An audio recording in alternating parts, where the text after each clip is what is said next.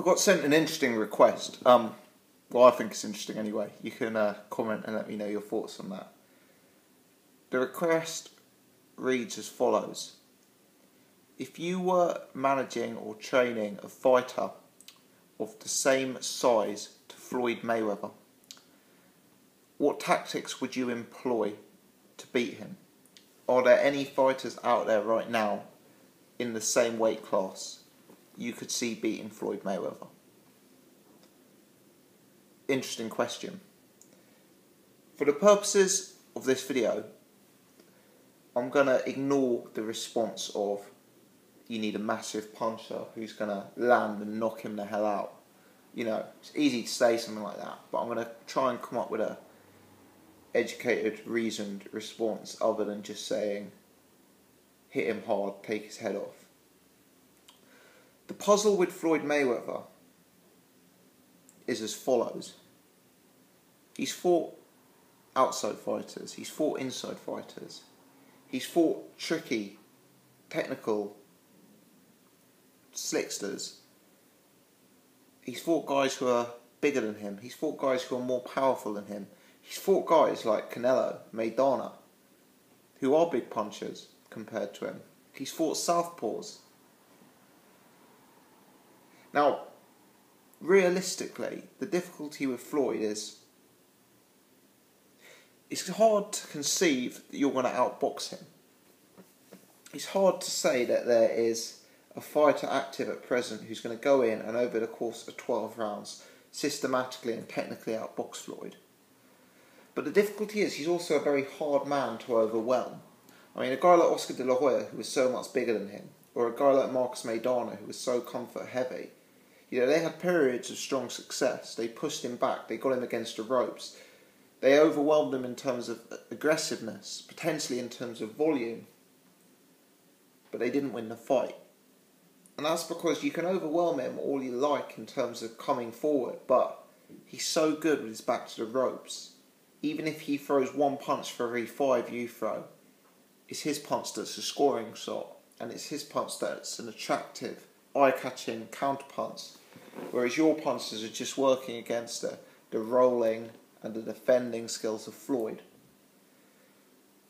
You know, put simply, it's not going to be easy to come up with a suggestion on YouTube as to how to beat Floyd Mayweather. Put simply, 48 have tried, all have failed. Those include some, you know, really, really top-level fighters. Shane Mosley, Ricky Hatton, Oscar De La Hoya, Canelo, Manny Pacquiao, you know, Miguel Cotto. I could go on listing and listing and listing. Also, obviously, superior boxing minds to my own. Robert Garcia, Freddie Roach. You know, that these guys have come up with ways to beat Floyd and failed. So it's not an easy question to answer. But I guess let me talk about a few things that I would try and implement if I was organising a fighter to fight Floyd Mayweather. The first thing I'd talk about is the jab. More specifically, the double jab. A fighter like Manny Pacquiao was fighting an uphill battle because he's not a jabber. He had inferior range to Floyd Mayweather. His reach was lesser, and he's just not inclined to jab. But there are fighters active at welterweight who are bigger than Floyd, rangier than Floyd, have longer reach than Floyd, and there are guys active at welterweight with a better jab than Manny Pacquiao. Now, I think the jab is a key weapon against Floyd, because I think one of the potential areas of weakness of Floyd is he is low volume. But what you've got to remember is, whilst he's low volume, against a fighter like Marcus Maidana, who's throwing wide, looping, inaccurate shots, he doesn't need to be high volume, because it's him who's landing the quality, it's him who's landing the scoring shots. Realistically, a grade A jabber, somebody who can mix up the jab. So I'm talking jab to the body, jab to the head. I'm talking the double jab. And when he's up against the ropes, you see when a fighter gets Floyd up against the ropes. I mean, Manny Pacquiao did it in round 4 last week. Marcus Maidana had him up against the ropes on multiple occasions. Fighters tend to throw looping, swinging haymakers to his head. And I don't get that. I mean, you're not going to knock Floyd out, let's be realistic. We're talking about the elite defensive fighter of our time. Throwing a sort of looping haymaker, he's probably not going to get the job done. So for me, if I had Floyd up against the ropes, if I was fortunate enough to be in that position, my thought process wouldn't be knock Floyd out, hit him with a massive hook. My thought process would be win this exchange. Let me throw something that will land. Let me put something accurate in that Floyd isn't able to counterpunch. The worst thing you do is you get the advantage, you push him up against the ropes. You don't want to throw a massive swinging right and he's just going to counterpunch you down the centre. You've taken your advantage and you've let Floyd win the exchange. So what I'd be doing is trying to position him with a long jab. And then when I got him in against the ropes, I'd try and use the double jab. Jab to the body.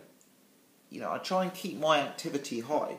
And the jab, in my opinion, it's much harder to counterpunch someone off a jab than it is off a hook. Because it's down the centre, it kind of goes forward and comes back. You can have your jab back into the guard position swifter than a sort of overhand right. You don't have to necessarily go off balance to throw it. You don't have to lean in like Maidana was with huge overhand rights. So I think the whole mentality is wrong. When you do get that opportunity, don't go swinging like a maniac. Try and score a point. Try and leave in the judge's mind that you landed the eye-catching punch of that exchange. So double jab, maybe body head. If you create an opening, by all means, throw a little short hook inside. But I think that's key. Typically, I'd try and stay away from tying Floyd up. Floyd is so crafty on the inside with the forearm, with the elbow. He's not a guy you're going to be able to hurt on the inside. So when you get him there, I think that jab is absolutely key. I reckon throw that double jab, pump the double jab. Don't let him close the distance. Don't let him tie you up. Don't let him slip underneath your armpit like he was doing to Manny Pacquiao or wheel away. Just score the point with the double jab. Make sure it goes down on the scorecard. Don't try and knock him out. Don't try and swing the hooks. You're not going to do justice. You're not going to get the points. You're going to get counterpunched. I think, on a related note, Manny Pacquiao in that 4th round exchange, he hurts Floyd. He lands a decent punch on Floyd, gets Floyd back against the ropes. Now, he throws a load of punches that don't even land on Floyd, don't have any effect whatsoever. And then right at the end of the exchange, he throws 2 decent punches. And I believe it's a hook on either side to Floyd's body. Now Manny Pacquiao, as I say, he's not a jabber. He's also not a famed body puncher. But those 2 body shots are memorable for me. Because it's a rare incident of Pacquiao cleanly landing with 2 power punches. I'd like to see more of that. I really would. Floyd has such a good solo roll. He has such a good guard. His guard is so tight. You're up against the ropes. I think he basically decides against a Maidana or a Pacquiao. I can afford to take a shot to the body. I can't afford to take a shot to the head and risk getting knocked out. So all of his momentum is on the head and the rolling like this. The body is more open. It's easier to hit. I mean, Floyd is such a good mover and such a good leaner and roller.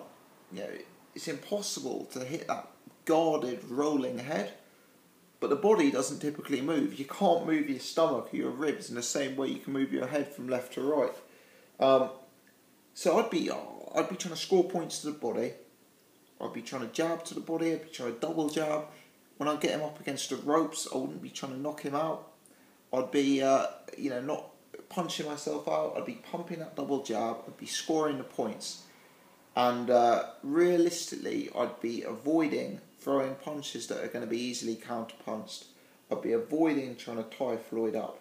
And I think it's about combinations as well. Manny Pacquiao is very poor on combinations. But the difficulty is when you throw single punches, again, you're playing into Floyd's game. You're playing into that counter-punching mode. If you're a fighter who throws single power punches, and Floyd is so good at anticipating, he's got such good reflexes, you throw that power punch, and you're just waiting to be countered, in my opinion. Whereas, if you've got combinations, you keep Floyd in his box. Even if that is only the double jab in terms of combinations, or double jab straight, If Floyd knows there's more punches coming, if he knows you're an outside combination puncher, perhaps he's more wary. I'm not saying there's an obvious way to beat Floyd. I'm just saying there are easy mistakes not to make. To try and limit. You've got to try and limit Floyd's counter-punching, and you've got to try and be the more active fighter, exposing him as the low-volume operator. So what you've got to do, in my opinion, a few tips would be more active, but be more active with straight punches. Be more active from distance. Be more active with combinations from distance. Be more active with a double jab. Try and work the body, because the defence of the head is too tight. When you get him in against the ropes, don't swing for the fences. Don't try and land the haymakers. It's not going to happen. Floyd's too good defensively. But make sure you don't get counter-punched, and make sure you win the exchange, and be remembered as the guy who landed the accurate punch, and be remembered as the guy who pushed the volume. For me, it's not about fighting on the inside with Floyd. It's about being the volume puncher from the outside.